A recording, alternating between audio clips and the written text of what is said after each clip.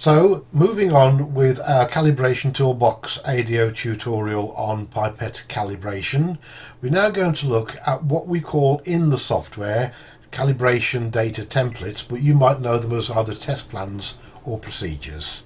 So we're now going to run calibration toolbox and log in with our username and password. You will have your own. And we get to the main display screen with the summary first, showing the number of devices in calibration expired or whatever. So we'll close that window down, go straight into the main display, and we're going to select a particular pipette to have a look at by typing in its device number, and you'll see that the software will find the one you're looking for. Clicking the View Edit button takes you to the main detail page, where you can edit the device's details and enter new calibration data. So we're looking here at the test plan, and there's the drop down list containing all of the test plans that are available to you. Most of these are pipettes in the sample list that we've given you, but there are other examples like digital multimeters, vernier micrometers, just in case you ever need to look into those. So there we are, lots and lots of pipettes. You can use these or change them, save them as different types should you wish, but there's plenty of examples for you there to go for.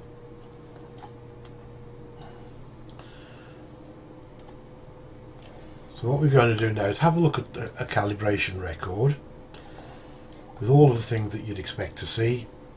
So we have as found as left, where we take water sample weights and we convert them into volumes using the Z factor, which is calculated from ambient conditions. So there we are, as found as left, volumes and weights.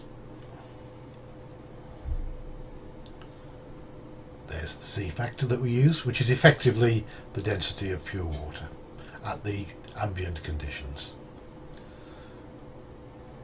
Notice there we have the test volumes, and we have, for a standard practice pipette calibration, is to take a low, a medium and high range for the pipette that you're calibrating, and take about 5 repeat volumes at each of those. So low, medium, high, 5 volumes. We can also set the tolerances on the inaccuracy and imprecision, which are the pass-fail criteria. So once again there you see we're looking at the various volumes that are going to be pipetted at. Each one of them we record the water volume, calculate the volume from the weight of the alicot that we've pipetted. We'll close this record down now, and we're going to go to a very important tool called the Calibration Template Editor, which is on the top of the list down there. So we'll open that, and this is where you create the test plan or the calibration data template, whatever you want to call it, for the pipettes that you're going to calibrate. There's lots of samples with Toolbox, so just open any one of them and you can modify them to suit and save them as something else. So we'll choose one to have a look at, and there you can see the calibration template in front of you. We've basically made a 3-channel calibration. Each channel is one of the volumes that you're going to calibrate. So that could be on a single channel pipette, low, medium and high. That would use 3 channels. If it was an 8-channel pipette, that would use 24, 3 for each, and you can have up to 40 channels per device. So you've got plenty of space to store data. You can name each channel as you wish, and you enter the test points that you're going to use. In this case, because they're pipettes, they're actual volumes that you're going to pipette at. 1, 2, 3, 4, 5. You can have up to 20 test points per channel, but most people in pipette calibration will go for either 1, 2 or 5. That seems to be the standard. Some people might even go up to 10. So there are your 3 volumes that you're going to be calibrating at.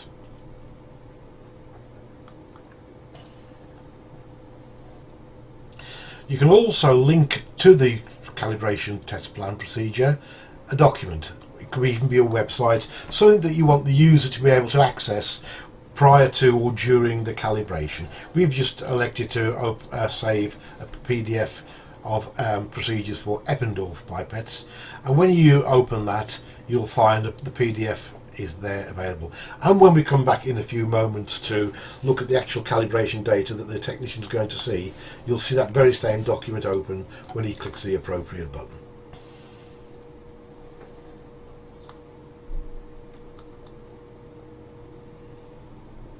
We'll also look a little later at how to make calibration certificate templates, but for the time being we'll leave that to one side. What you're seeing now is a very important concept, and it's that of the template parent. The reason why the template gave you the option to enter the volumes was because you'd chosen its parent to be Pipette. You could also have made it so that it was a pressure gauge or a standard as found as left comparison calibration. Depending on which parent you choose for your template, the columns that you enter will be set accordingly. But for the purposes of translation, you can rename them, or if you wanted to call them something slightly different to suit your own requirements, that's how you do it, by editing just there. So we'll close that down, and now what we're going to do is move on to the next part of the tutorial, where we look at the actual calibration data. We're going to return to a particular device and have a look and see how that ties in to the template that we have just been looking at. So we're going to use the by category to search out the devices that use the test plan that we've just been looking at. And there they are, about 6 of them altogether. So we'll choose one of them and we'll double click the entry or click the view edit button. This time we're clicking the view edit button, and either of those actions will open the detail record. So here's the calibration record using the template that we've just been looking at. So you see the 3 test volumes,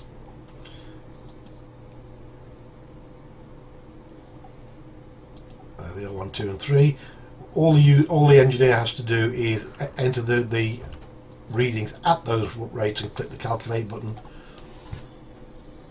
There, as I promised you a few moments ago, is the procedure document that you specified for the user to look at. Now, I did say that you could type them in manually. You can also use Site Technician, which is an automated procedure that will enable you to link directly into a laboratory balance. And that is what we're going to be looking at in the next tutorial, which will be coming along in a few moments.